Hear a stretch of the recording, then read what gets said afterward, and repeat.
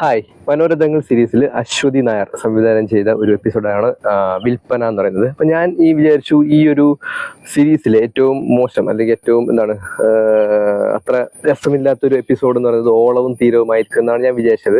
പക്ഷേ ഇത് കണ്ടപ്പോൾ കുറച്ച് ആശ്വാസമായി. ഓളവും തീരവും കുറച്ചുകൂടി ബെറ്റർ ആയിരുന്നു കേട്ടോ. ഏറ്റവും ബോറിംഗ് ആയി തോന്നിയൊരു എപ്പിസോഡായിരുന്നു വിൽപ്പന എന്ന് പറയുന്നത്.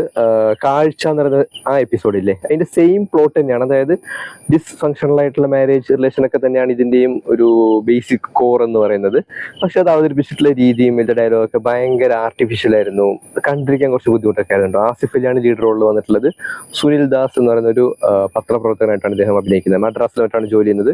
അവിടെ പത്രത്തിലൊരു പരസ്യം കാണും, കുറച്ച് ഫർണിച്ചറൊക്കെ വിൽക്കാനുണ്ട് എന്നൊക്കെ പറഞ്ഞിട്ട്. ഒരു വീട്ടിലാണ് സെക്കൻഡ് ഹാൻഡ് ആയിട്ട് വിൽക്കാനുണ്ട് പറഞ്ഞിട്ട്. അപ്പോൾ ഇയാൾ എന്ത് ചെയ്യും, ആ അഡ്രസ്സ് തപ്പിയിട്ട് ആ വീട്ടിലേക്ക് പോകും. വീട്ടിൽ പോകുന്ന സമയത്ത് അവിടെ ഒരു സ്ത്രീ ഉണ്ടാവും, മിസ്സിസ് പരേഖ്, ഗീത പരേഖ് എന്ന് പറയുന്നൊരു പെണ്ണുങ്ങളുണ്ടാവും. ഇവരിങ്ങനെ പരസ്പര ബന്ധമില്ലാതെ എന്തൊക്കെയോ കാര്യങ്ങൾ